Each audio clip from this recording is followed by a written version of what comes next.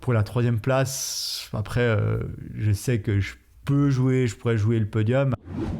Le tournant de ma carrière où je peux me dire que je fais un podium sur Coupe du Monde, je bats un médaille olympique. Bonjour à tout le monde et bienvenue dans Carbone, votre nouveau podcast de sport. Salut Nico. Salut Loris. Oui, Carbone, c'est le podcast de 2 passionnés de sport qui veulent donner plus de temps aux athlètes pour s'exprimer. Le but, c'est de discuter avec des sportifs sur des moments forts de leur carrière ou des petites anecdotes pour les découvrir et mieux les connaître. Et comme dans chaque sport, il y a du carbone, on va être le plus pluridisciplinaire possible en invitant des athlètes d'exception de tous les horizons. Et on commence fort aujourd'hui, Nico. Effectivement, on a le plaisir d'accueillir Adrien Briffaut, triathlète membre de l'équipe de Suisse. Salut Adrien. Bonjour à vous deux. Salut Adrien, alors ça va pas trop stresser d'ouvrir le bal là de notre podcast ? Non, pas du tout. J'en ai fait quelques-uns ces derniers temps et puis ouais, ça va bien, je suis content.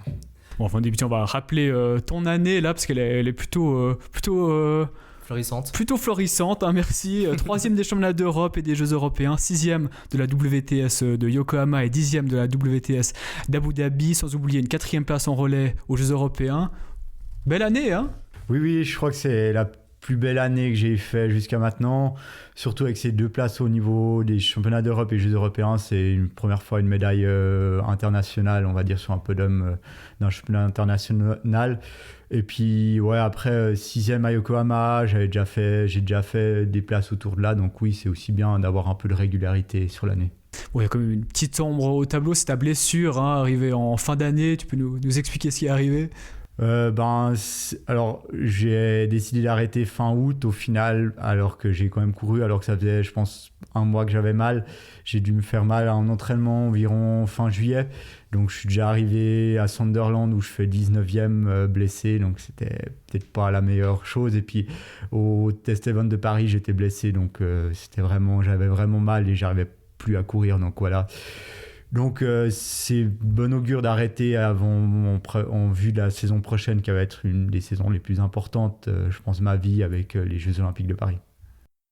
Et puis là, il te reste combien de temps de rééducation, on va dire ? Tu fais un peu de physio, puis tu pourras reprendre quand la course à pied ? Je pense environ dans une dizaine de jours, je vais pouvoir reprendre la course à pied. Et puis après, pas trop directement les intensités. De toute façon, on est en reprise de saison, donc on va juste simplement continuer à reprendre tranquillement.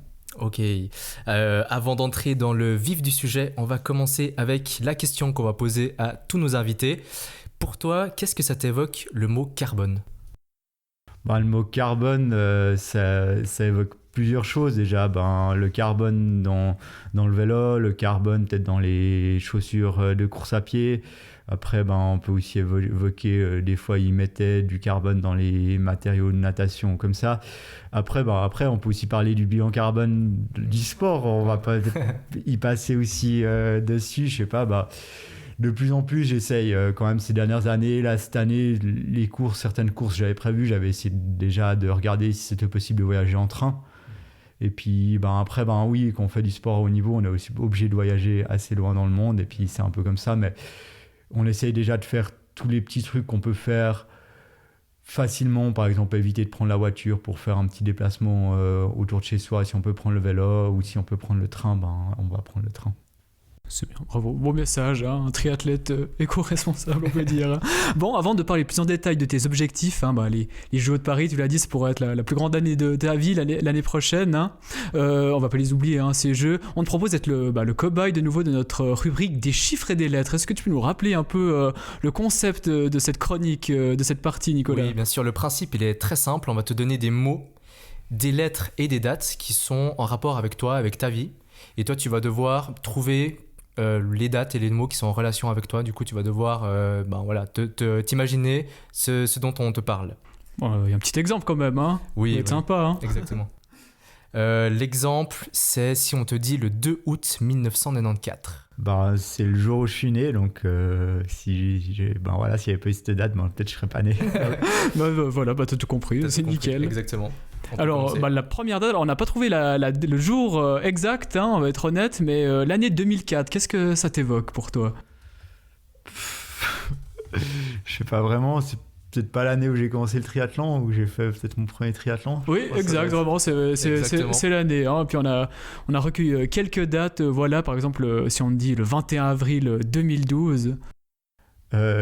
ça, 2012, c'est la première fois où j'ai fait des compètes au junior international, donc ça doit être les championnats d'Europe à Eilat, si je m'en souviens bien, avec une 15e place. Bonne mémoire, hein, t'avais fini 15e, et d'ailleurs pour la petite anecdote, Blumenfeld, il avait fini 3e derrière 2 Italiens qui ont disparu des radars. Oui, il y en a un qui est blessé, et puis l'autre, je sais plus exactement où il est. Il y en a un qui a eu des blessures, il a arrêté le sport, et l'autre, je sais plus, mais ouais, il y a, même dans le top 10, je crois qu'il y avait Dorian Coninx, donc ouais, il y a pas... Ouais, je crois qu'il finit 5e sur cette course, donc voilà. ouais. Bah, très bonne mémoire, Adrien. Hein. Exactement, ouais.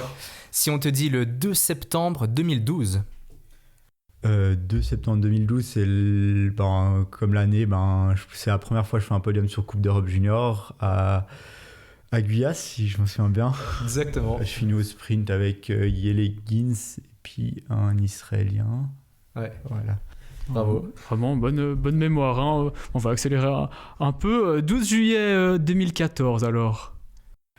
12 juillet 2014. Juillet 2014, c'est-à-dire 2014, première année élite. 12 juillet, ma première course, parce que j'avais fait une place au championnat d'Europe, mais c'était début juin. Ça, c'est la VTS de Hambourg, c'est toujours au mois de juillet. Donc. Ouais. Et Adrien qui continue sans faute, hein, magnifique. Si je te dis le 4 juin 2017. Ça, c'est ma première victoire sur Coupe du Monde à Cagliari. Exactement, devant qui? Devant, il y avait Henri Skouman et puis Anthony Pujadas. Ouais, une course d'anthologie qui on t'a vu finir au sprint. Ouais, je pense que j'ai réussi à très bien performer grâce à, on va dire, un de mes points forts qui est quand même le vélo dès qu'un parcours est dur. Ce qui était le cas cette année-là à Cagliari avec une montée qu'on avait réussi à s'extirper du groupe à vélo pour réussir à jouer. Ouais. D'ailleurs, on a une petite séquence pour toi. On a récolté l'arrivée justement où tu finis en sprint et puis ton interview à la fin. Donc voilà, petite séquence nostalgie. I know last week I was really good on the run, so I know I can run really well. I just see nobody can pass me to do the pace, so I do the pace and I try to do faster the pace on that pace at the end. Ouais, avec mon superbe accent anglais de l'époque. Et puis je me suis encore un peu amélioré en anglais. T'as pensé à quoi quand t'étais avec Skouman dans les dernières lignes droites, là, au moment où c'est vraiment le moment important où tu sais que si t'accélères, tu peux gagner et en même temps tu peux finir deuxième. Qu'est-ce qui s'est passé dans ta tête à ce moment-là? En fait, j'ai pas trop réfléchi.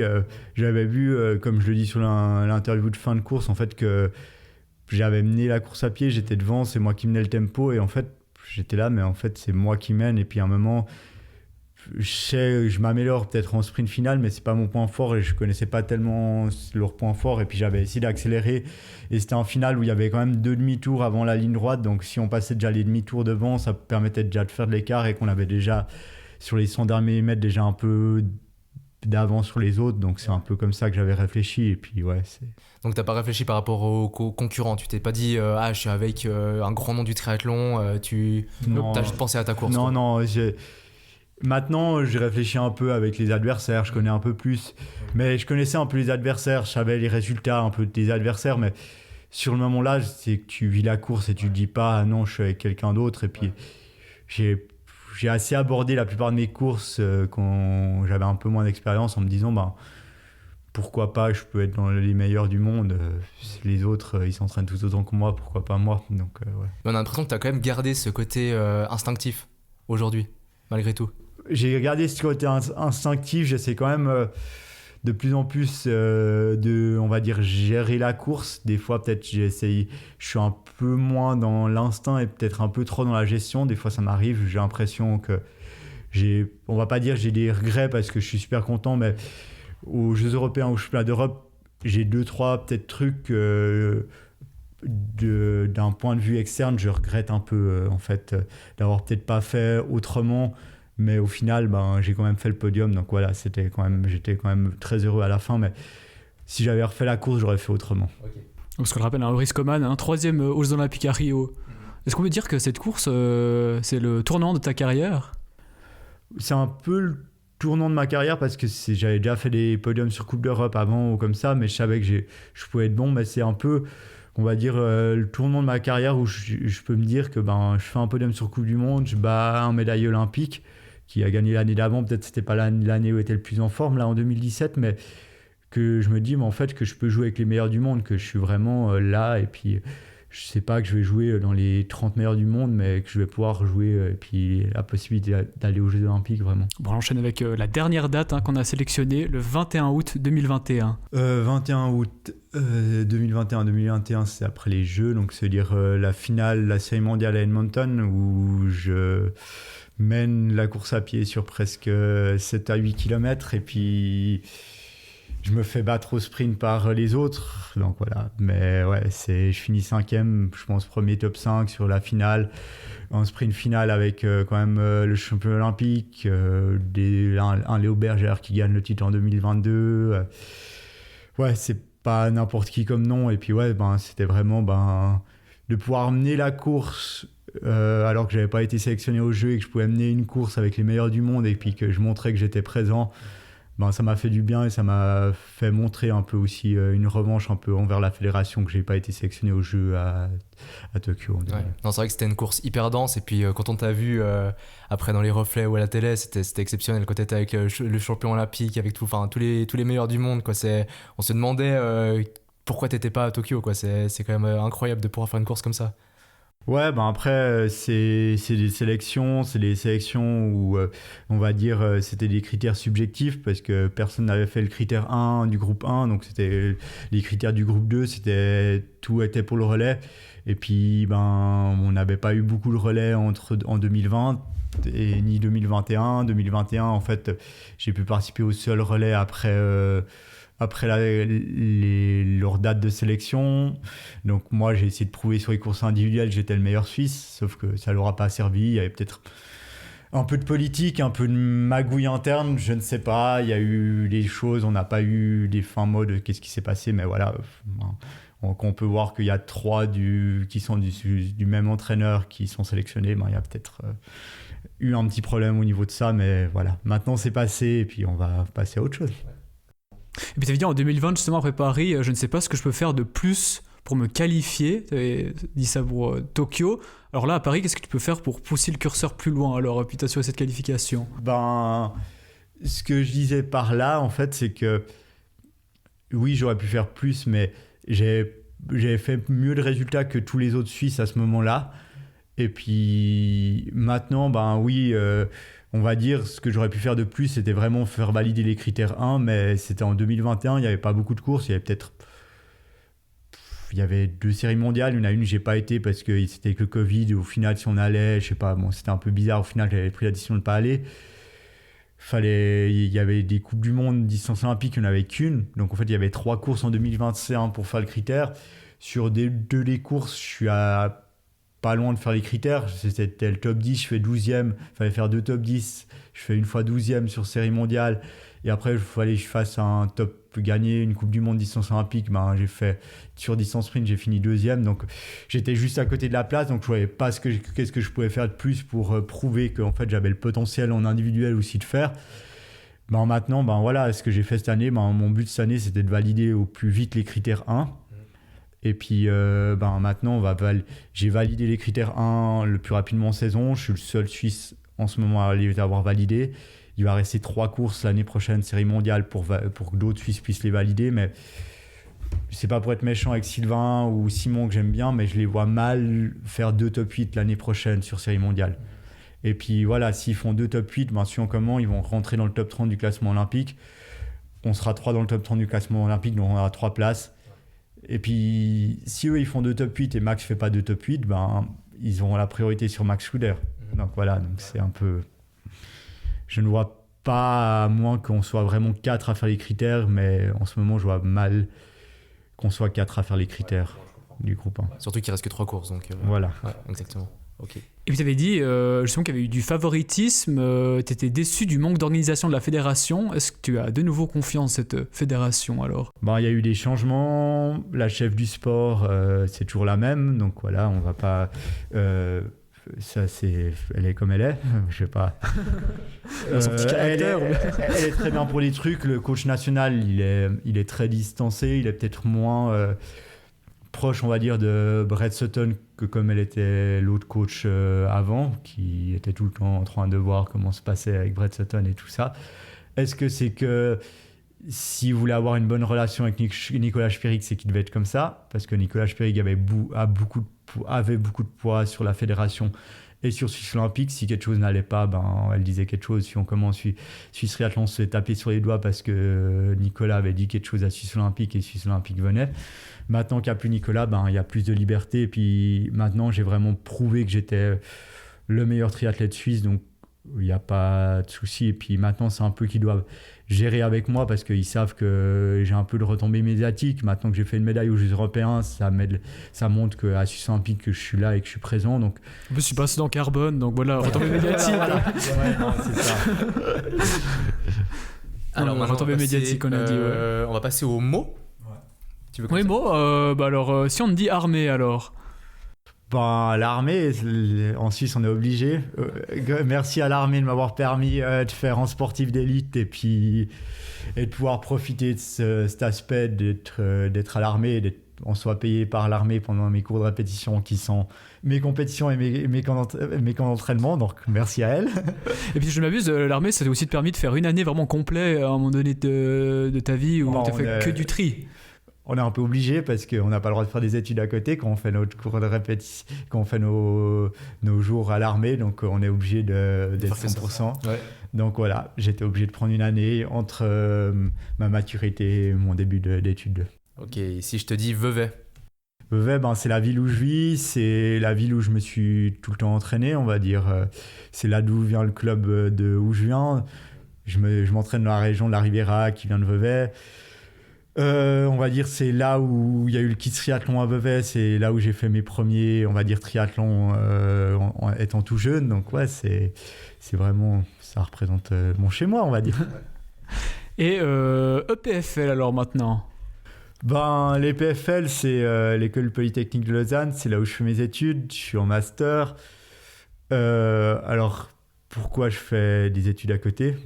Parce que après la vie sportive, même si là je vis de mon sport, j'arrive à vivre, je peux avoir de l'argent, avec les sponsors et tout ça. Après mon sport, j'aurais peut-être envie d'être coach chez des jeunes pour transmettre la passion comme ça, mais j'ai pas envie d'être coach professionnel ou bosser forcément dans le sport. Moi, il y a d'autres choses qui m'intéressent dans la vie et puis c'est pour ça que le génie civil, c'est quelque chose qui m'intéressait beaucoup et puis j'ai fait des études de génie civil. Et t'en es où là dans ton cursus alors? Là, j'ai validé la moitié de mes crédits de master. Donc, il m'en reste la moitié dans 30 crédits, un peu plus de la moitié, j'ai validé. Donc, il me reste 30 crédits de projet de master que je vais faire en 2025. Là, j'ai une dizaine de crédits et puis je finirai mes crédits après les Jeux en 2024 avant de faire mon projet de master en 2025. Et puis, est-ce que c'est courant chez les triathlètes d'avoir justement des sportifs qui font et des études poussées comme toi et du triathlon professionnel? Alors, on va dire dans l'équipe suisse, ça dépend un peu. On va dire Nicolas Spirig, elle avait quand même un master en droit, si je m'en souviens bien. Après, ça dépend. Je sais que Simon Westermann, lui, il a fait un bachelor en droit aussi à Zurich avec d'autres. Après, il y en a d'autres qui sont 100% en sport. En international, ça dépend. Après, en Angleterre, souvent, ils font des études à côté. Est-ce que les études ont le même niveau? Je ne sais pas. Ou en France, mais principalement, de moins en moins, des gens font des études à côté, mais il y en a toujours qui font des études à côté. T'as déjà pensé à faire un break complet, à être consacré que au triathlon? Alors en 2020, après, il y avait eu le Covid. D'abord en 2020, j'avais pris aucun cours à l'EPFL pour préparer à 100% les Jeux. Dès qu'il y a eu le Covid, ça faisait 3 semaines, ça avait commencé. Je savais qu'il n'y avait pas les Jeux, donc j'avais pu quand même réussir à reprendre des cours. J'avais dû rattraper un peu mon retard. J'avais réussi à finir mon bachelor en 2020. Et 2021, je m'étais dit, entre le master et le bachelor, il y a les Jeux, je prends une année complètement de pause pour me consacrer aux Jeux. Mais après, j'ai vu que en fait, j'aime bien avoir des cours parce que ça me permet de bosser le mental. En fait, l'aspect, pas le mental, mais d'avoir quelque chose qui me fait travailler mon cerveau autrement que dans le sport. Parce que sinon, dans le sport, je suis toujours en train de calculer Genre, je regarde ma montre, ah ouais, ça fait 30 minutes que je cours, j'ai fait ce qu'il a, je suis à ça au kilomètre. Ou en natation, s'il faut que je nage ça au 100 mètres pour nager ce temps-là, ou ça fait ça. Je peux calculer les temps de tout le monde, genre, t'as envie de faire quelle allure sur 400, il faut passer à ça 400 mètres. T'as besoin d'être nourri mentalement, quoi. Voilà, j'ai besoin un peu d'être nourri mentalement, un peu, je pense, intellectuellement, de bosser. Et puis les études me font cet aspect-là d'avoir un peu quelque chose qui me permet de bosser mon cerveau autre chose que dans le sport. Ok. Si on te dit Paris. Ouais. Paris, c'est les Jeux Olympiques de 2024. C'est les Jeux Olympiques, on va dire, quasiment à la maison parce que c'est à côté. Je sais qu'il y a plein de mes amis qui vont venir me voir. Je pense qu'ils ont déjà prévu. Ils sont en train d'essayer de voir pour peut-être réserver un car, vu que la course est tôt le matin, quitte à voyager en car pour éviter de dormir sur place, trouver sur place. Donc ouais, c'est quelque chose... c'est un rêve qui va devenir réalité, on espère. C'est quelle date, les Jeux ? C'est le 31 juillet. 31 juillet. Donc on note. On note. Justement, Paris et les Jeux, c'était notre prochaine partie, la partie 3. Mais en fait, on a tout anticipé, on a pas mal discuté de ça. Donc on a encore quelques questions. Toi, tu as fait le team event à Paris. Comment il est le parcours alors ? Le test event, pardon. Ouais. Merci. Comme je l'ai dit avant, j'étais blessé, sachant pas forcément, je pensais que c'était plus une douleur musculaire, donc j'avais quand même pris part. J'étais très content d'y aller parce que ça m'a permis de voir le parcours, d'analyser la morphologie, aussi d'analyser peut-être le fait de courir à 8h du matin, on n'a pas l'habitude, et puis c'est peut-être pas comme ceux qui font de la Runman ou à 8h du matin, où il y a des courses à 7h, 6h30 du matin, 7h du matin, ils n'ont pas besoin d'être autant au taquet parce que nous, dès qu'il y a le coup de départ, on a besoin d'être à 100% dès le coup de départ, donc en fait... J'ai appris que j'ai essayé de me décaler comme si c'était un jet lag, donc de me lever les jours d'avant à 4h du matin pour essayer de m'habituer et puis en fait être vraiment réveillé à 8h du matin. J'ai vu que ça, c'est un aspect qu'il faudrait que je fasse encore plus en amont, d'être encore 5 jours avant la course, déjà réveillé à 4h du matin pour être plus habitué. Et puis après, il y a cet aspect de nager dans la Seine, déjà, qui a fait débat, que la qualité de l'eau, elle n'est peut-être pas aussi bonne. Ils arrivent à avoir de la bonne qualité de l'eau, à manquer des orages où il y a les égouts qui se déversent. Après, ça, c'est des problèmes qu'ils vont essayer de résoudre d'ici l'année prochaine. Et puis, après, c'est une natation avec courant, donc il faut peut-être analyser les courants, essayer de voir comment ça se passait. Je vais essayer de contacter peut-être à l'EPFL parce qu'en hydraulique, donc en génie civil, essayer de voir avec les professeurs, est-ce qu'ils ont des amis à Paris, est-ce qu'ils ont déjà un peu peut-être là où il y a les courants les plus forts, là où il y a les courants les moins forts. Je vais essayer de réfléchir à ça pour voir. Ouais, intéressant. Essayer de combiner les deux, ça peut être un point de mire. Et puis le parcours vélo est très rapide, les virages sont très rapides, le revêtement est très très bon, les routes sont larges. Il n'y a qu'un demi-tour par tour, donc ça fait qu'il y a peu de fois où on est arrêté. Ouais. De passer sur les Champs-Élysées, c'est impressionnant. De passer à ces endroits qu'ils ont réussi à fermer. Et puis la course à pied, c'est un parcours pas plat, c'est quand même un peu... Il y a des faux plats montants, des faux plats descendants, donc il y a toujours un peu des relances à faire. Donc c'est assez intéressant. C'est un parcours qui te convient, toi, de prime abord ? Je pense que oui, ça va être un parcours qui me convient. J'aurais préféré un parcours vélo un peu plus difficile, mais avec peut-être un peu plus de montée, mais... Il y a de moins en moins ces dernières années des parcours où il y aura des montées. J'ai l'impression qu'ils essaient de faire des parcours plus plats ou comme ça. Toi, tu préfères donc les parcours en montée. T'aimes bien aussi les parcours avec beaucoup de relance ou bien c'est pas forcément ce que... C'est pas forcément ce que je préfère quand il y a peut-être une montée de 500-600 mètres. Okay. Peut-être à 9-10%, ou là où on peut appuyer, on peut faire mal aux gens derrière. Alors que les relances, c'est vraiment le placement. Et après, c'est de se battre pour la place ou comme ça. C'est être plus du placement comme ça. Ouais, exactement. On a encore une petite séquence pour toi justement où tu parles du vélo, c'est ta médaille à Madrid, donc je te propose d'écouter cette petite séquence. Je suis bien parti en vélo, dans les montées j'ai tenu le tempo et le 2, 3e, voire 4e tour, j'ai vraiment accéléré pour essayer de faire perdre des gens. Peut-être je me suis tué un peu les jambes, il y a un tour où je suis resté derrière et après le 6 et 7e tour j'ai essayé d'accélérer. Ça met vraiment fort et puis le dernier tour je me suis dit on va plutôt essayer d'aller tranquille, on va un peu essayer de récupérer, on a perdu du temps mais après à pied je suis parti, j'ai essayé de tenir un tempo tranquille. Voilà, c'est un peu mon point fort. Dès que ça monte, je suis très puissant à vélo malgré mon poids léger, j'arrive, j'ai fait une fois une montée, genre Blonay les Pléiades en début d'année. Je te mets sur Strava. C'était une course, je me suis fait battre par un cycliste, un jeune. Et puis j'ai fait quasiment 419 watts sur la montée de 20 minutes, donc ce qui est assez impressionnant pour 66-67 kilos. Et puis ouais, après sur 5 minutes je suis à 470, 480 watts, donc voilà. Après c'est des données, et puis sur des parcours comme ça où les montées d'une minute 30, ça veut dire que j'arrivais à mettre quasiment 500 watts sur la minute 30 en montée pour faire mal aux autres qui sont derrière. Et comme je l'explique à la fin, sur le dernier tour on a perdu pas mal de temps parce que en fait, j'étais un peu l'initiateur de celui qui faisait rouler dedans dans le groupe. Les Espagnols qui étaient avec nous, ils roulaient pas vraiment à Madrid, ils étaient plutôt derrière. Et puis dans le dernier tour, j'en avais peut-être un peu marre de bosser devant. Et puis c'est peut-être ce que je regrette, d'avoir perdu peut-être 40 secondes sur le dernier tour, sur le groupe qui est derrière, où il y a le champion d'Europe qui gagne, qui nous revient dessus. Peut-être si avec ces 40 secondes, il ne nous serait pas revenu dessus, et j'aurais peut-être joué la victoire avec Jonathan Brownlee au final. Donc. Ça doit être assez grisant quand même de pouvoir... toujours attaquer dans les montées, puis de voir que les mecs derrière ils commencent à craquer petit à petit, ou qui commencent à souffrir, quoi. Ouais, ils commençaient à souffrir, mais ils craquaient pas, ou une fois ils ont craqué. Mais il y a un Danois qu'en fait il est plus grand, donc il est plus lourd que moi. Il était toujours au taquet. En fait, à plat, il essayait juste de récupérer. C'est un bon ami à moi. Mais en fait, même malgré que j'ai moins roulé dans le dernier tour, il y a 2 Espagnols qui ont lâché. Alors, je pense que j'avais tellement mis de pression avant que malgré ça, que ça roulait moins fort, ils ont quand même lâché. Donc, ça fait que le travail que j'ai fait, ça a fait quand même perdre de l'énergie aux autres. Et à ce niveau-là, tu as une gestion, tu te dis, il faut quand même que je regarde un petit peu pour la course à pied, ou tu te dis, je vais essayer de faire craquer, puis après, on verra derrière comment ça se passe. J'ai l'habitude de faire des entraînements où je me mets vraiment mal en vélo et j'essaie de courir à 2,55 après en faisant des entraînements comme ça. Donc, j'ai l'habitude de faire ça. Donc, j'habitue le corps à faire ça. Et puis... Oui, après, on essaye de pas faire un 20 minutes à bloc à 420 watts à moi pour courir après, et puis on va essayer de gérer un peu mieux. Donc, ok. Puis de toute façon, on le rappelle, c'était, parce qu'on l'a pas précisé, j'ai oublié, c'était au championnat d'Europe à Madrid, c'était transformé en duathlon, puis t'avais fait 3e. Oui, c'est ça, j'avais fait 3e, c'était transformé en duathlon à cause de ce problème de qualité de l'eau.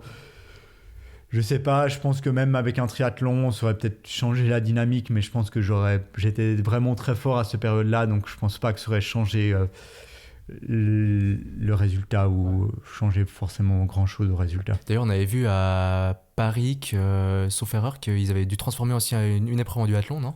Oui, alors les paratriathlètes et puis le relais, le dimanche qu'on n'a pas participé. Oui.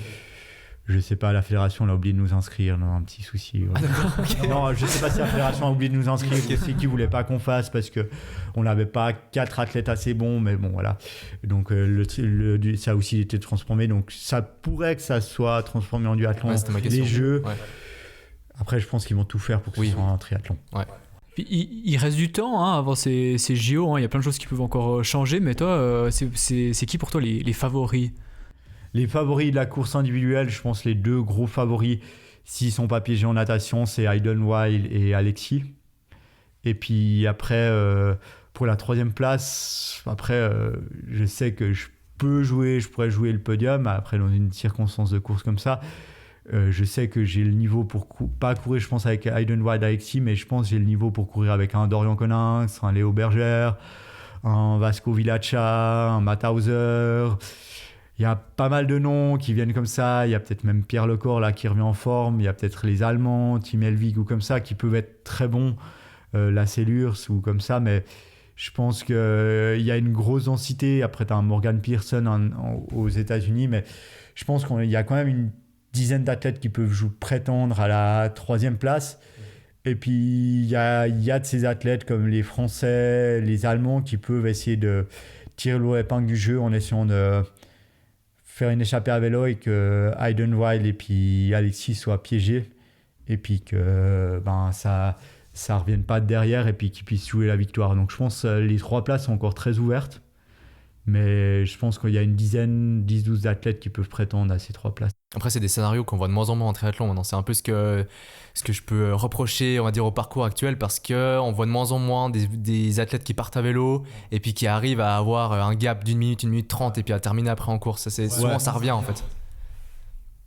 Ben, souvent ça revient parce que les cyclistes derrière ils sont très forts à vélo, même si les cyclistes devant ils roulent très fort. Après des fois ça se peut, c'est un peu le souci, mais après dans plein de sports comme le cyclisme, c'est il y a les motos qui filment. Et puis des fois elles peuvent créer aussi un peu d'aspiration. En triathlon elles sont des fois un peu proches, des fois ça arrivait que des courses, après c'est la situation de course, ben, par exemple cette année comme à Cagliari où je suis dans le deuxième pack à vélo, ben, nous la moto elle est toujours derrière alors que la moto du premier groupe elle est devant, et puis des fois elle est à 100 mètres du groupe, et puis t'es là, ben, en fait il y a quand même une aspiration même avec 100 mètres, et puis ça aide le groupe de devant, et puis c'est des choses qui peuvent arriver, et je pense que au jeu, ils vont essayer de tout faire pour éviter d'avoir ces reproches en ayant des parties du parcours où les motos elles peuvent rouler dans une partie séparée, les motos qui filment, donc ça va être un bon point. Et puis ouais, ça, il y a déjà pas mal d'athlètes, que ce soit du premier groupe ou du deuxième groupe, qui essayent de dire pour dire que ça joue pas, et qui essaient de critiquer et d'essayer que ce soit mieux en mieux sur toutes les courses. Ouais, ok. Et puis, tu sais, encore une petite dernière question sur Paris. On clôt le chapitre, après on passe à un autre. En relève, vous situez comment? Parce qu'on imagine avec Max Studer, toi, puis les filles Julie Deron, et puis vous êtes bien armés. Ouais. Alors, j'ai oublié le nom de la 4e athlète qui est Katia Cher, voilà. Oui. On salue d'ailleurs si elle nous écoute, hein, et en plus qui vient du canton de Vaud. Donc voilà. Oui. Alors, on va dire, je pense qu'on a une chance de jouer la médaille. Parce que là, au chemin du monde où j'étais pas, ils ont joué le podium. Il n'y avait peut-être pas les Français qui étaient là. Les Anglais avec leur meilleure équipe n'étaient pas là. Mais avec l'équipe qu'on a, où on a un Max Schuder, moi, qui sont très bons, ou à pied, on peut être très bon. Et puis, 2 filles qui sont vraiment très fortes. Je pense qu'on a de grandes chances de jouer le podium. Est-ce que tu as un entraînement spécifique pour ce genre d'événements qui sont beaucoup plus courts quand même qu'une distance olympique? Où tu dois courir, je sais pas, tu dois courir sur des allures de 2:40, j'imagine. Oui, après... même pour du distance olympique, on entraîne un peu tous les types d'allures. On va peut-être entraîner des enchaînements plus courts, mais ça va être dans la préparation, ça va toujours d'entraîner, comme on va dire, de la VMA, ça va être plutôt des allures de VMA. D'entraîner de la VMA, ça va être, faut être très explosif et faut pas faire d'erreur au niveau de la transition. Ouais, c'est ça. C'est tous les petits aspects comme ça où ça peut se jouer, ça peut gagner 3-4 secondes qui vont faire que les 3-4 secondes elles vont jouer au relais pour la suite, pour passer le relais ou comme ça. Ouais, pas faire d'erreur, pas avoir de points, de minutes de pénalité ou de secondes de pénalité. En tout cas. Voilà, c'est ça. Ça tellement rien que... Aux Jeux Européens, j'ai fait l'erreur de choper une pénalité pour l'équipe. J'étais le premier layer. J'ai failli m'arrêter. Et puis, en fait, à cause de ça, on perd la 3e place. Mais voilà. C'était quoi comme erreur? Je suis pas 100% sûr, mais je crois que je suis monté juste un peu trop tôt avant la ligne. Voilà, c'est dans le mouvement de monter sur le vélo, j'ai été trop tôt, et puis voilà, maintenant c'est des erreurs qu'on va pas faire, qu'on va essayer de moins faire sur les prochaines courses, qu'on va plus faire. Oui. Ouais, voilà. Transition toute faite pour l'entraînement. Voilà, justement, tu me piques les mots. Vraiment, la transition est toute faite. Et pour lancer justement cette partie 4 où on va aborder l'entraînement, je te propose d'écouter quelqu'un. Je sais pas si tu le connais très très bien. Je crois qu'il court et il nage et il fait du vélo des fois avec toi. Mais voilà, on lui a demandé 2 petites anecdotes sur toi et voilà un petit message qu'il avait. Je pense à Adrien Briffaut. Une première anecdote plutôt marrante et puis une deuxième un peu plus sérieuse.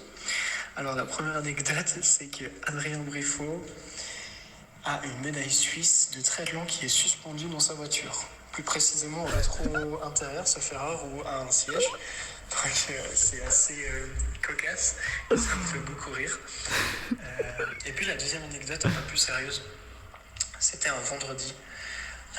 Lorsque les sélections pour les Jeux Olympiques de Tokyo sont sorties, on a appris la nouvelle le vendredi.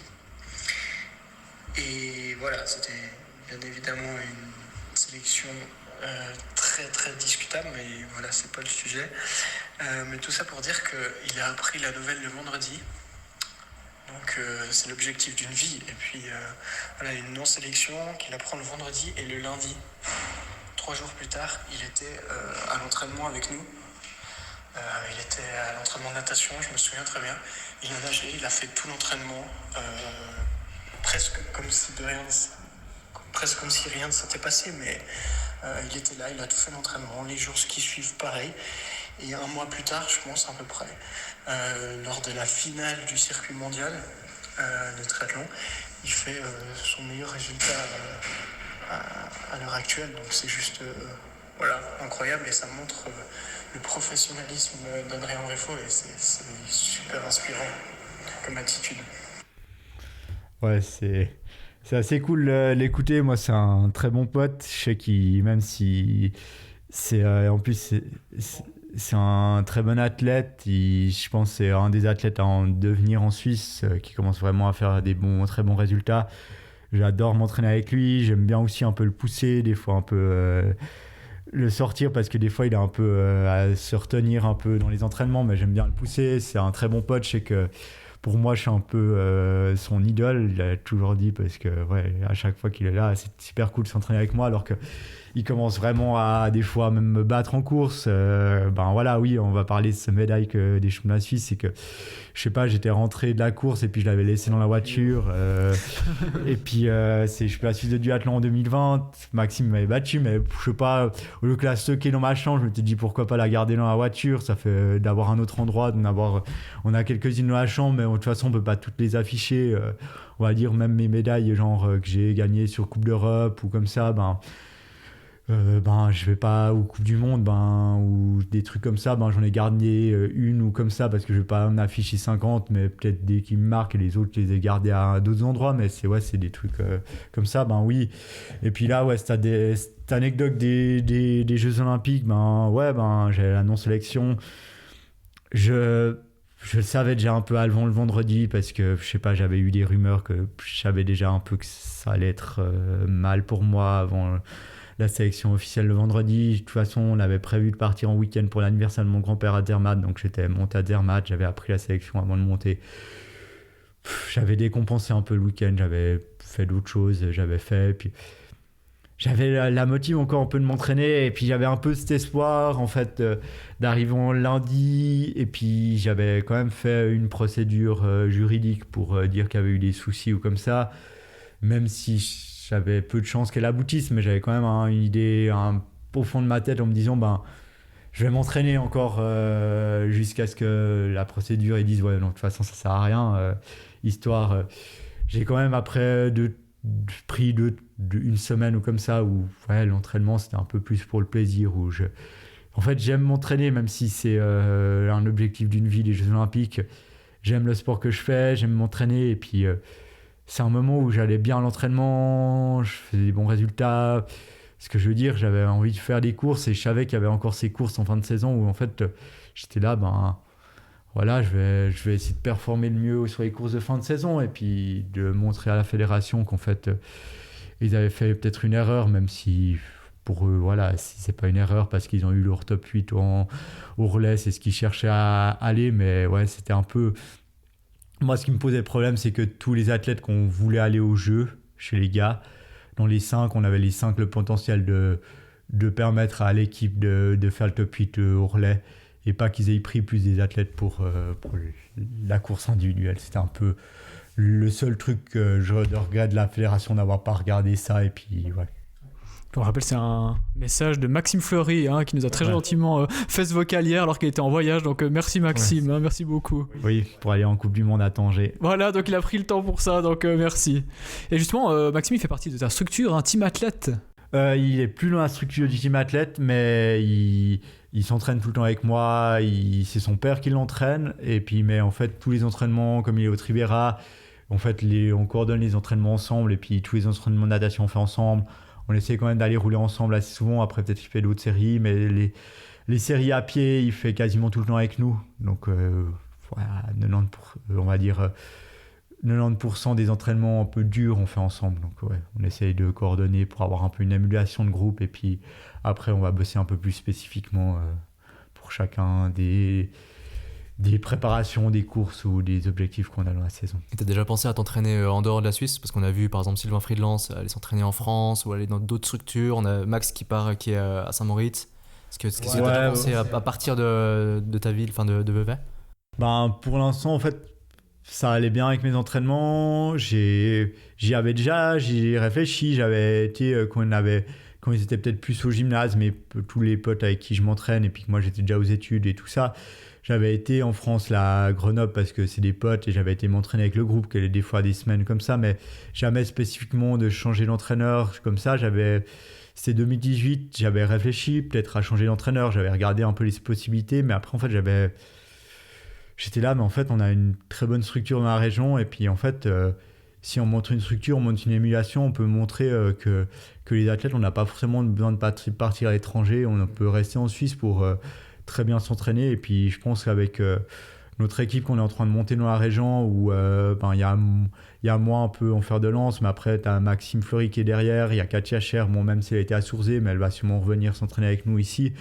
Après, tu as des plus jeunes qui performent au niveau juniors, qui vont bientôt passer en élite, qui sont très performants, qui font des filles qui font des podiums sur Coupe d'Europe Junior. Donc, en soi, on peut montrer qu'on arrive à une très bonne émulation, même en ayant plusieurs coachs qui bossent ensemble, qui ne soient pas professionnels. On arrive très bien à être très performant, et en fait, on a toutes les infrastructures en Suisse pour s'entraîner. Ben oui, peut-être en hiver, il faut partir peut-être 2-3 fois au chaud pour s'entraîner en camp d'entraînement.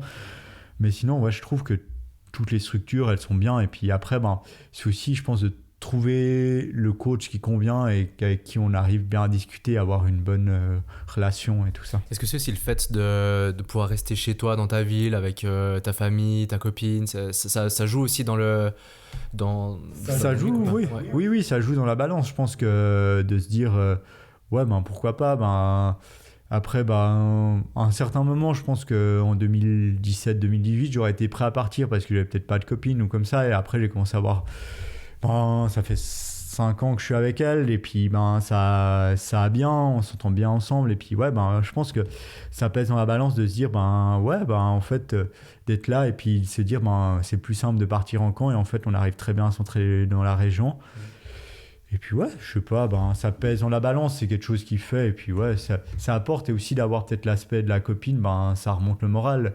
Parce que dire un Sylvain Freelance, il a trouvé sa copine en France, il habite avec sa copine en France, voilà.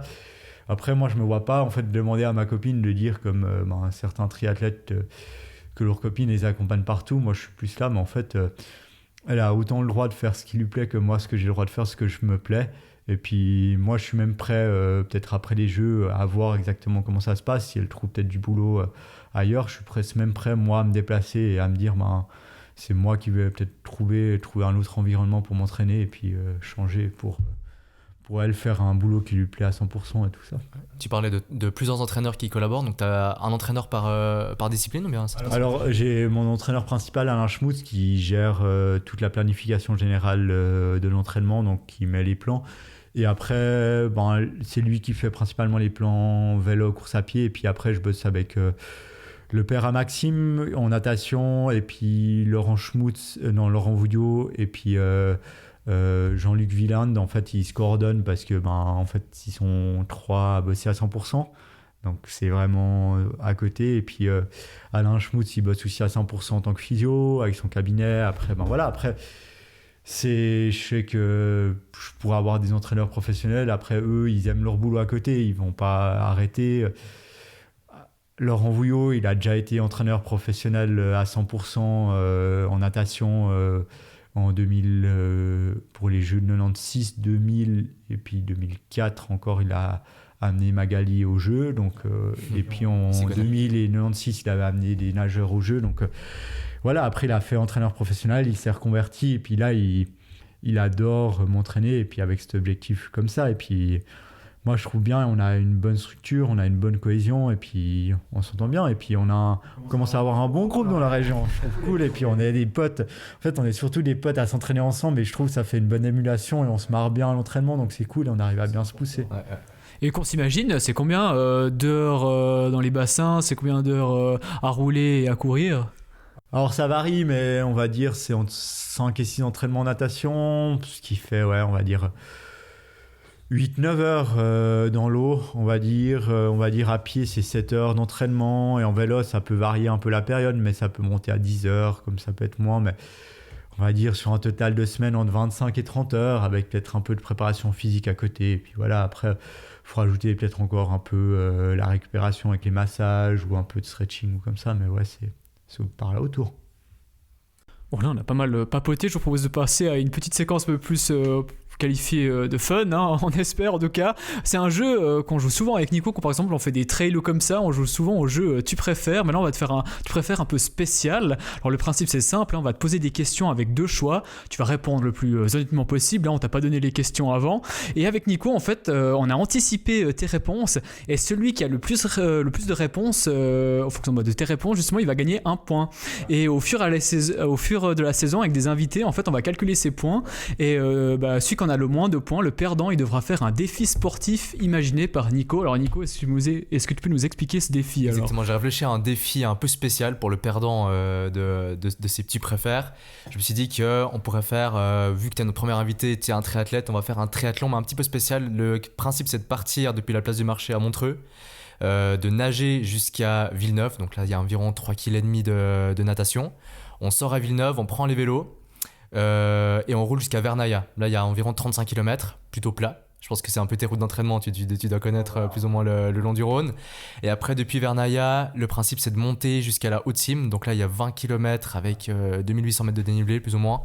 Et puis arriver du triathlon sur la Haute-Cime. Donc ça, ce serait pour le perdant à la fin de la saison. Et si... T'en penses quoi d'abord déjà ? Voilà. C'est sympa comme truc, c'est sympa comme objectif de dire c'est d'un point A à un point B et puis on fait pas un tour et puis de finir en haut d'une montagne, ça peut être cool. On trouvait aussi sympa qu'on voit l'arrivée depuis le point de départ, tu vois. Ouais. L'arrivée est quand même assez impressionnante de se dire qu'on fait ça, on fait ça avec les 3 sports. Voilà, c'était assez sympa comme objectif. Ouais, puis si ça t'intéresse, si ça te plaît, on va sûrement le faire ça après les Jeux de Paris. Donc si tu veux faire ça comme décrassage et rouler un peu avec nous, on t'invite bien volontiers. Enfin avec nous, avec le perdant, hein, le perdant t'invite bien volontiers si jamais. Oui, on verra bien. on verra bien. Donc on va passer au Tu préfères. Alors ouvre seulement le bal, Nicolas. Alors si je te dis swim, bike ou run, qu'est-ce que tu préfères ? Bike. Bon, un point de moins déjà, moi j'avais dit run. Bon, ça varie. Ça varie. Ouais. T'es plutôt bike alors. C'est ce que tu préfères à l'entraînement, bien tu dis aussi en compétition. En compétition, mais des fois ça varie. Des fois j'aime bien courir, ça dépend les périodes. Mais là je suis plutôt, on va dire vélo, parce que c'est vraiment avec la blessure. En fait, je courais, j'avais tout le temps mal et j'ai apprécié quand on faisait les séries, mais des fois j'étais là, mais en fait je cours, j'ai mal et puis j'ai un peu l'impression d'avoir la foulée que j'avais avant en course à pied. Donc ça. Ouais. Plutôt bike. En ce moment, on va dire. Est-ce que tu préfères être champion du monde de triathlon ou être 4e aux Jeux Olympiques ? On a réfléchi, hein, on a posé des questions. Ah ouais, on est des pros. On va dire 4e aux Jeux Olympiques. Ah mince, j'avais mis ça au départ. Mince. T'aurais su ton instinct. Ouais, j'aurais dû suivre mon instinct. C'est moi qui lui avais dit, je pense que tu préfères être champion du monde. Puis il a changé au dernier moment. Mince. Après une course, t'es plutôt je profite, pizza, burger, coca. Ou deuxième possibilité, shaker de prot, la saison est encore longue. Pizza, burger, coca. Ok, un point pour moi. Faut reprendre les calories. Il faut reprendre les calories. De toute façon, t'as des shakers et de toute façon, directement après la course, t'as peut-être pas envie d'un burger, mais le soir, tu vas prendre un burger. Et puis, directement après la course, le coca, c'est le truc qui passe le mieux parce que, en gros, t'as du sucre et puis t'as besoin de sucre parce que t'as besoin de refaire ta dette de sucre, même genre bonbons, avec un petit shake. Peut-être avec un petit shake de prot à côté, mais des glucides et puis un petit peu de protéines. Plus tard, on a plus de chances de te voir sur un Ironman ou un marathon. Je pense à Ironman. De toute façon, dans un Ironman, je vais faire un marathon. Donc. Oui. Ouais, c'est vrai. On disait un marathon simple dans une grande ville, tu vois. On s'imaginait. Genre un petit Berlin. Ça peut être les deux, mais je pense plus à Ironman. Plus de chances de te. Ouais, un point pour toi. Ah oui, moi, j'avais pas dit, mais pour le pizza burger, j'avais misé sur le pizza burger, donc ça fait un point pour moi. Troisième question. Est-ce que tu préfères Yann Frodeno, qui est champion olympique à Pékin, ou les frères Brownlee, qui sont quadruples médaillés olympiques à eux deux? On va dire plutôt Alistair Brownlee. Okay. Jonathan, je m'entends très bien avec lui, mais niveau retombée qui m'a impressionné, ça va plutôt être un Alistair Brownlee qui m'a impressionné en fait sur sa préparation sur court distance. Yann Frodeno, c'est un très bon athlète qui a performé, que ce soit sur court ou longue distance. Et puis Alors ça fait 1 point, enfin 0 point pour moi parce que j'avais mis Yann Frodeno. T'as perdu, Frodeno. Okay. Voilà. À l'entraînement, tu es plutôt je déconne avec les copains, la série passera plus vite, ou je reste sérieux, faut pas perdre trop d'influx? Quand même pas mal déconner. Peut-être pas pendant qu'on fait les séries, mais genre avant la série et pendant les pauses, un peu avant qu'on soit mort, mais Ouais, ouais. genre avant la série, c'est genre quand on s'échauffe, on fait tout le temps le même tour, mais on parle de tout et n'importe quoi. Et puis après, dès qu'on doit faire la série, on est là et on fait la série, mais genre pendant l'échauffement, pendant le truc, ouais, on va déconner comme ça. 0 points pour toi. Ouais, on n'est pas doué parce que moi j'avais vraiment misé sur je perds pas d'influx parce que Maxime Fleury m'a dit Adrien Briffaut il est pire professionnel et tout, donc je me suis dit ouais il déconne pas et tout. Mais- Oui, non, mais je suis professionnel, ça veut dire que c'est moi, je suis là, oui, on va déconner, on va faire les trucs, mais après je suis là, on va commencer la série. Tu Ouais, vois. ouais, Je suis prêt à parler un peu comme ça, mais après, un moment, on va commencer, on n'est pas là Ouais. Non, bien sûr. comme ça, mais j'aime bien déconner, mais ouais, c'est. Est-ce que tu es plus je suis les entraînements du coach à la lettre ou je fais au feeling, ça m'a toujours bien réussi? Suivre les entraînements à la lettre. Ah. Bah moi j'avais mis au feeling. Ah moi. Mais mais parce que j'ai confiance en mon entraîneur. Ouais. Donc, Mais si te dit 1 heure de footing à 5-0 au kill, tu vas faire vraiment ce qu'il te dit. Tu vas pas faire un petit peu à ta sauce. je cherche à gratter un point, hein, c'est pour ça. Non, t'as pas le droit Nicolas. on va dire, souvent il met 1 heure de footing, Ouais. il met zone 1, zone 2 Voilà. ou zone 2. Ouais. Donc j'ai une plage, Ta genre, plage, zone 2, je peux aller jusqu'à 3,42 au kill, donc je cours jamais mes footings à 3,42 au kill, mais voilà, c'est que je vais faire aux sensations. Si une fois je suis bien, oui, je vais courir en 4,20, mais après comme je cours pas mal vallonné, 4,20 c'est rapide, mais je vais aussi être en 4,50, 5 minutes, et puis au départ je respectais pas trop, mais des fois ils mettaient vraiment footing zone 1 et j'allais trop vite parce que mais maintenant je respecte bien parce que je sais que je dois bien récupérer et puis je fais bien. Ouais, Puis 1 heure c'est 1 heure alors. C'est pas 1h20 ou 52 minutes. ouais, c'est 1 heure, ça veut dire que oui, si j'arrive à 59 minutes, je vais pas faire Non. un petit tour du quartier pour faire Ah non, combler l'heure, ouais. mais si de toute façon mes parcours je connais et je sais que si une fois je vais plus vite, je vais rajouter ce petit bout là pour je sais que je vais arriver à environ 1 heure quand j'arrive. Mais ça peut être 1h02 et puis 58 minutes, Ouais. mais c'est pas. Donc tu marques le point ou pas? Du coup non, moi j'avais mis feeling. on Je est- pensais que t'étais plutôt feeling, ça m'a toujours réussi, que t'allais plus, comme on dit, faire à ta guise quoi.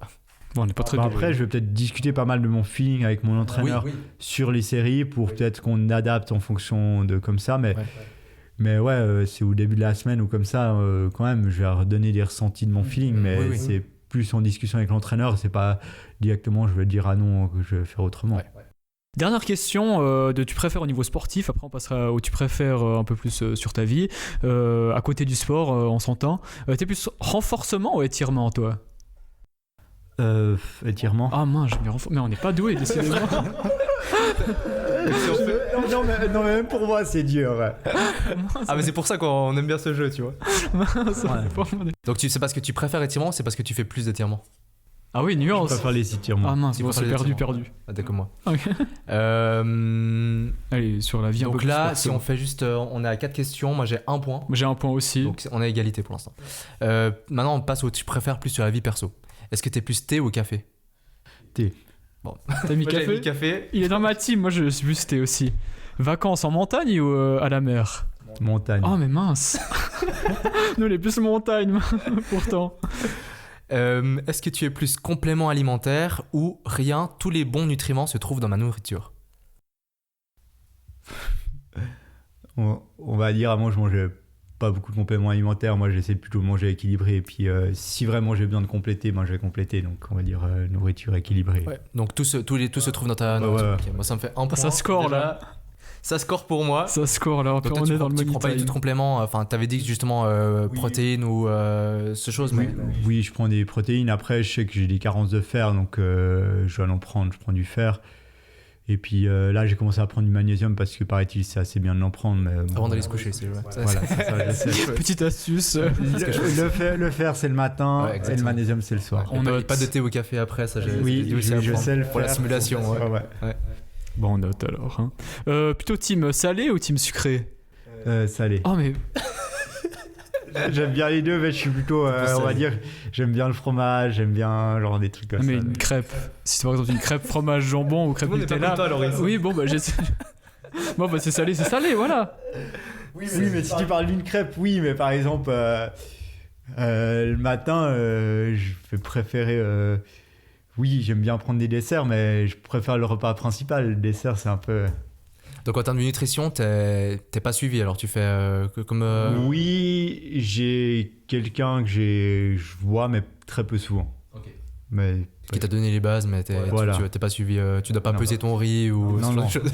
non. De toute façon, avec le nombre d'heures d'entraînement qu'on fait et le nombre de calories qu'on dépense, c'est juste faut essayer qu'on ait des calories qui rentrent. Et si tu manges équilibré, que tu as des calories qui rentrent, ça va. Et tu dis que t'es en carence de fer, il y a une raison pour ça ou bien... Je sais pas, mais je ne vais pas dire que je suis carence de fer, mais j'ai toujours été très bas en fer. Ouais. Et puis, ouais, je dois quand même faire des pertes de fer une fois par année, Ok. 1 à 2 fois pour remonter. Après, avec les compléments, j'arrive à stabiliser assez haut. Ouais. Puis tu fais attention à ta nourriture, à complémenter en fer dans ta nourriture ou pas forcément? Non, Ok. pas forcément, parce que de toute façon, le fer, c'est quelque chose qui s'assimile tellement mal, donc il faut tellement en manger, même si tu prends du boudin ou des trucs Ouais. comme ça, du foie, tu vas quand même, pour compenser, t'as meilleur temps de prendre, je pense, des compléments Ouais, pour... clairement. C'est à qui? C'est à toi. C'est à moi. Est-ce que t'es plus chien ou chat?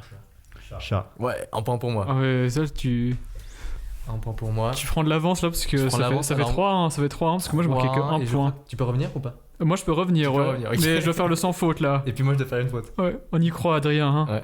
Toi, tu préfères regarder plutôt les Jeux Olympiques ou la Coupe du Monde de foot? Les Jeux Olympiques. C'est bon ça. J'ai mis ça. Tu rates quand même le foot à la télé ou... Oui, mais genre, s'il y a un match qui m'intéresse, mais il n'y a pas souvent de match qui m'intéresse et je suis pas assez pour regarder comme Ok. ça. Je vais regarder la Coupe du Monde parce que c'est tout ce que le monde regarde et puis t'as un peu un suivi sur un mois où t'as les compètes qui suivent, t'es là, bon, je vais soutenir cette équipe parce qu'elle me paraît cool, mais ouais, c'est... Tu vas pas regarder les quarts de finale Sénégal contre Côte d'Ivoire, pardon, tu sais, c'est pas forcément... Ouais, c'est ouais. direct. Très souvent en Coupe du Monde d'ailleurs. Ouais, ouais, ouais, quart de finale. Effectivement, on voit le connaisseur en foot. Est-ce que t'es plus été ou hiver? Hiver. Bon, T'as 0 une point été pour moi. Ouh là là, Donc tu peux revenir. tout va se jouer sur cette dernière question, Adrien. On se concentre. Hein. Ouais. En plus, il est symbolique cette question. Alors, tu préfères mater un concert de Kalika au Montreux Jazz ou un entraînement de VMA de bâtard à 6h du mat? Je dis ça parce qu'on t'a croisé justement au Montreux Jazz à Kalika, puis en fait, et on était vraiment juste à côté, puis moi je me suis retourné, j'ai fait genre, mais c'est Adrien Briffaut, puis j'ai dit à Nicolas, c'est Adrien, puis il était genre, mais oui, je crois que c'est Adrien, puis on doit y Et c'est pour ça que je pose cette on question. était comme des oufs, je te jure. On était- ouais, il y avait Adrien et tout. Je te jure. Et on était à côté. En fait, c'est au moment, je sais pas si. Donc, si on dit juste aux auditeurs, c'est un concert au Montreux Jazz. Et il y a un moment donné où la chanteuse, elle a fait un espèce de pogo où on a Oui, c'est juste un juste. peu mélangé. Et à un moment donné, Loris, il me fait, il y a Adrien. Et moi, j'ai fait, mais arrête, il y a une compète ou un truc. Et je tourne la tête et t'étais à côté de moi, genre là, vraiment à côté. Et on était comme des oufs. On s'est dit, est-ce qu'on vient te parler ou. Pour te féliciter pour tes médailles. Voilà. Puis on n'a pas Pour- osé. surtout que c'était juste un mois après. Et pour finir, on n'a pas osé. Ouais, mais c'est pas qu'on n'a pas osé, Nicolas, c'est qu'on voulait pas te On déranger. voulait pas te Voilà. déranger, exactement. Mais c'était assez drôle. Donc si tu répètes, enfin tu veux rebondir sur Ouais. le. Alors c'est soit tu te mets un concert de Kalika, hein, pas un concert n'importe lequel, Kalika au Montreux Jazz, Ouais. et ou soit tu te tapes une série de VMA plutôt ardue à 6h du matin. Alors, série de VMA, plutôt hardie.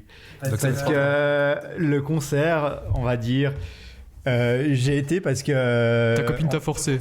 Non, ma copine n'était même pas là. C'est juste que, en fait, j'étais tombé malade la semaine d'avant la VTS d'Hambourg. J'avais chopé une gastro et j'étais vraiment mal tout le week-end. Et puis au final, j'ai décidé pas d'aller à Hambourg. Et puis, en gros, il y a Pierre Moras qui s'entraîne avec moi, sa sœur qui est en coloc avec moi, qui va à beaucoup de concerts, le copain de sa sœur. Sa sœur m'a dit, ah mais on va regarder ce concert et tout ça. J'ai été au jazz avec elle et puis on a dit, ouais bon pourquoi pas, je vais aller voir le concert parce que c'était un truc, elle m'a vendu le truc et puis j'ai été écouté et puis il y a des choses qui étaient intéressantes, que j'ai bien aimé. C'était cool d'aller voir. Après c'est pas forcément le style que j'écouterais tout le temps, mais c'était intéressant d'aller voir. Et puis j'aime bien le Montreux Jazz parce que ben oui je bois beaucoup moins que quand j'étais plus jeune, quand j'avais je pense 18, 20 ans, où peut-être je faisais la fête au jazz, et puis ben, parce que oui, je suis un peu plus sérieux. Il y a des périodes où je fais plus la fête, mais pendant la saison, j'essaie d'être plus sérieux, et puis de quand même, et puis une bière comme ça le soir, ou comme ça, et puis on peut de toute façon faire la fête. Et puis là, c'est que j'ai pas d'objectif, et puis je trouve cool d'aller au jazz, il y a toujours des concerts à découvrir sur les scènes gratuites ou comme ça, et puis... ayant aussi ma sœur qui bosse, j'ai des billets des fois pour les trucs payants et puis c'est des fois cool à aller voir. Et puis ben, c'est quelque chose de la région. Je pense que l'année prochaine je vais pas aller parce que ça va être en plein pendant ma préparation pour les Jeux et puis je vais même essayer sûrement, je vais être soit à Saint-Maurice, soit à Ténéraux pour un peu essayer de couper de toute cette effervescence qu'il y a autour et puis être bien focus pour les jeux. Mais ouais, c'est... Ouais. Tu prévois du coup faire un stage, bon ça n'a rien à voir sur les... tu préfères, non mais tu prévois de faire un stage en altitude alors éventuellement à Saint-Maurice? Faut encore que je sois sûr que l'altitude me convienne. Je vais faire un stage en début d'année où on va à côté de l'Afrique du Sud, on va s'entraîner en altitude et au chaud. Et je vais voir exactement si ça me convient, sinon ça va être juste Ténéraux pour moi. Comment tu vas voir si ça te convient? Tu vas faire des tests On va c'est voir aussi après au niveau de la redescente, vraiment de faire un stage avec un bon protocole et tout ça. Et puis voir la redescente, est-ce que je vais aller faire des tests soit à Volodalone qui nous soutiennent ou comme ça pour voir un peu est-ce que ça m'apporte ou pas. Ok. Donc on est à 3-3, c'est juste. Donc voilà, donc T'as 3 points? moi j'ai 3 points, tu as 3 Moi aussi, points. donc dernière question, on fait une question bonus? Ouais. Ok, On alors... fait un point chacun. On peut faire une question bonus si tu veux. Alors faisons une question bonus, alors on Moi en a j'avais plein. une question et je pense que c'est ça. Moi, Je t'avais posé comme question ski de fond ou ski de piste et voilà, tu peux me dire. Ski de fond. Et tu vas aimer ski de fond. Et tu m'as aimé ski de fond forcément, donc j'ai un point, j'avais misé sur ski de fond. Alors, Tu fais du ski de fond en hiver hein, Oui, je fais du ski de fond en hiver. Je fais du ski de piste, mais ski de piste, j'aime bien skier 2-3 heures, j'aime pas faire la journée ou comme ça. Ouais. J'aime faire de la peau de phoque ou comme ça. Donc ouais, c'est... Ok, plutôt ski de fond. Okay. Je t'ai posé une question plutôt sport, moi j'ai posé une question plutôt vie perso. Okay. Dans 10 ans, tu te vois plutôt dans une maison en campagne avec ta copine et les enfants ou la même vie qu'aujourd'hui mais avec 10 ans de plus donc? Moi je pense la maison avec ma compagne. Bah, moi j'ai aussi mis ça. Donc bon, on fait un point chacun. On fait un point chacun, ma foi. C'est Après, toujours la même vie et puis dans la maison avec ma compagne, ça peut être aussi ça. Ouais, c'est ça. Tu sais pas, mais c'est que t'imagines. Donc voilà, on a fini avec ce que tu préfères, hein, égalité, ça se décidera sur les prochains invités. Alors exactement. En tout cas, bravo Nicolas, puis merci d'avoir été avec nous et d'avoir ouvert le bal, Adrien. Hein. On aimerait bien parler encore plus longuement avec toi, malheureusement le temps file et je crois que tu as un entraînement de vélo avec ta team, donc on va pas te retenir plus longtemps, on va juste te poser une petite dernière question. Maintenant pour toi c'est quoi? C'est un peu de vacances, un peu il y a la rééducation pour ta blessure, tu vas faire quoi ces prochaines semaines? Ces prochaines semaines c'est quand même pas mal la rééducation pour la blessure. Je continue un peu à m'entraîner en natation parce que mes potes, les collègues d'entraînement, ils m'ont toujours soutenu aussi les autres années. Des fois quand je finissais la saison, des fois ils continuaient un petit peu plus longtemps à s'entraîner et puis là c'est moi, je vais m'entraîner en natation avec eux parce que je sais que je peux les tirer un peu, je peux les pousser un peu, donc c'est assez cool. Et puis là fin octobre je vais partir en vacances avec ma copine, on part 2 semaines à Madère et puis avant je vais déjà faire un peu de pause et puis début novembre c'est la reprise d'entraînement un peu avec objectif Paris 2024. Et puis on rappelle les dates pour Paris, c'est le 30 juillet pour les dames et le 31 juillet pour les hommes, le 5 août le team event, donc on espère t'y voir et puis on te souhaite de bonnes vacances et puis une bonne rééducation pour ta blessure. Merci bien. Merci à vous de nous avoir écoutés, on espère que ce contenu vous a plu et on revient très vite avec un ou une nouvelle athlète d'exception. N'hésitez pas à nous faire part de vos remarques et de vos suggestions d'invités ou de concepts. Et puis on vous invite à partager à fond notre page et à écouter à fond ce premier podcast. Et on vous dit à très vite, bye bye. Bye bye. Bonjour à tout le monde et bienvenue dans Carbone, votre nouveau podcast de sport. Salut Nico. Salut Loris. Je vais recommencer. Vas-y. Tu vas perturber avec ton café. Excuse-moi. Je dis, ouais, putain, il est à l'aise, le gars. Ouais. Vas-y. Vas-y.